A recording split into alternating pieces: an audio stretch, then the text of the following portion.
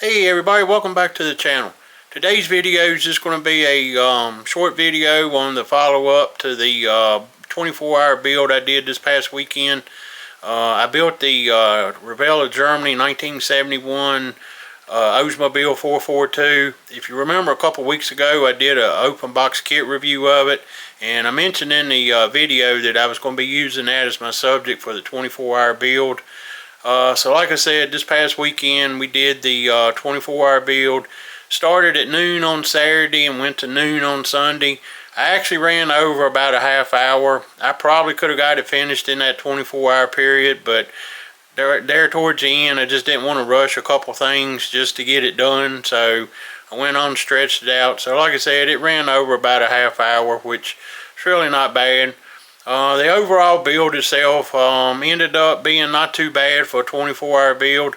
You really can't expect much in 24 hours, which I knew that, but this was my 10th year doing it, and it was the 17th year for the 24-hour build. But like I said, this was my 10th year of doing it. So I love doing it. It's something fun to do, just something different. Like I said, you know, you can't do really a good build in 24 hours, but if you learn the shortcuts and do enough of them, you can learn, like I said, a little way to make it a little bit quicker, and like I said, just get some stuff done that you normally wouldn't do, not doing one before.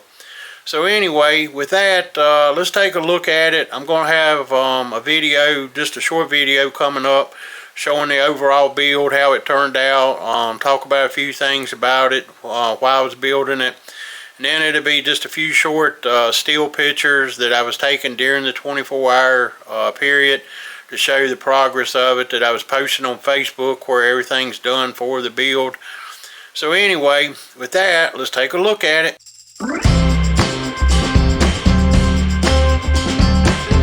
Okay everybody, so again, this is going to be a follow-up on the 24-hour build of the Revell of Germany 1971 Olds 442. Like I said, I'm just going to do a quick video, show how this thing turned out, go over a few things.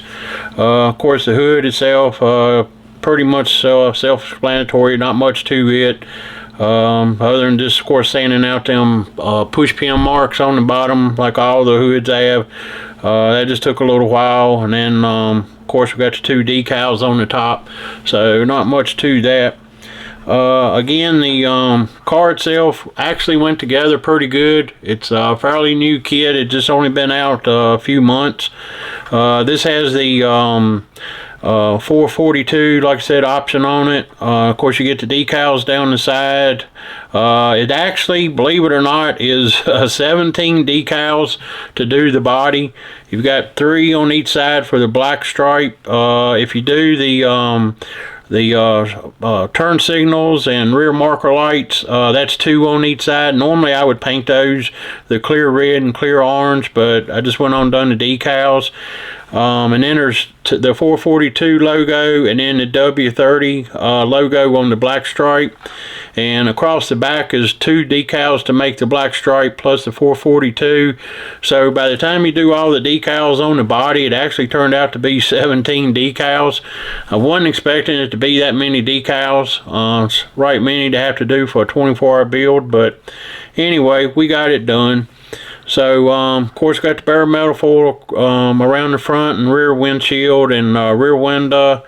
The interior, I did a light beige. It's going to be hard to see in here, but like I said, I did a light beige, and the interior actually has several wood grain decals. They're on the door panel and on the dash. Let's see here. I don't know if I can zoom in. We can see. No, not going to be able to. Okay, so anyway, and then on the console, center console, there's wood grain decals. That actually helps spruce up the interior. The motor, there's actually several decals that go on the motor. Of course, got the 3 on the front for the radiator shroud. There's 2 that goes on the battery. This gray striping on the air cleaner is a decal. There's a belt drive decal that has all the GM information that you would see on a belt. Let's see here. I was thinking there's a couple more. Oh, there's one on the firewall right here. It's right there. And there was one I'm thinking somewhere else. Can't think right now. Maybe I'll see it here in a second. But anyway, and then of course the grill, I did a wash on the grill to help bring out the black highlights on that. Of course, my 24-hour build. Let's see, let me do on the one on the back. Maybe you can see it better. See if we can zoom in. I'll put it show up. Oh yeah, there we go. Always on my 24-hour builds, I do the 24-hour build tag. That way, when it's sitting out, everybody will know this was one of my 24-hour builds. Let's see, underneath, I tried to do as much detail as I could. Again, 24 hours, you're not going to do a lot. The only thing I hate about some of these Revell kits is the frame is molded in with the underbody, so you have to more or less paint that by hand when you don't have that much time. I wasn't able to have the time to tape off like I would normally do, so I actually had to paint that by hand. And then, like I said, I just did all my detailing. The motor, of course, used 2 or 3 different colors on the transmission and transmission cover pan.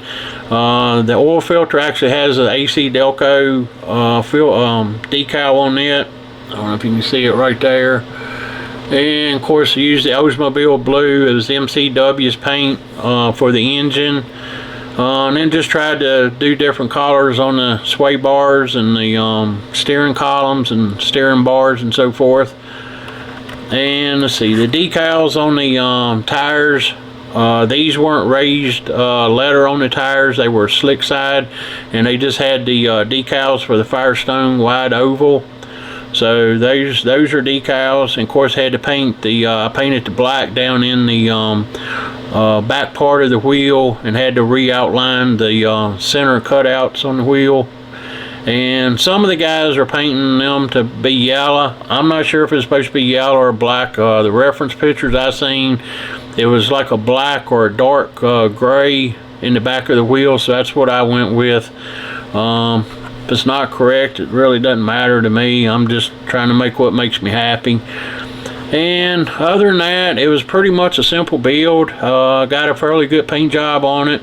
It's been buffed out. I got to go back and do some touch up on everything. But other than that, like I said, everything went pretty good.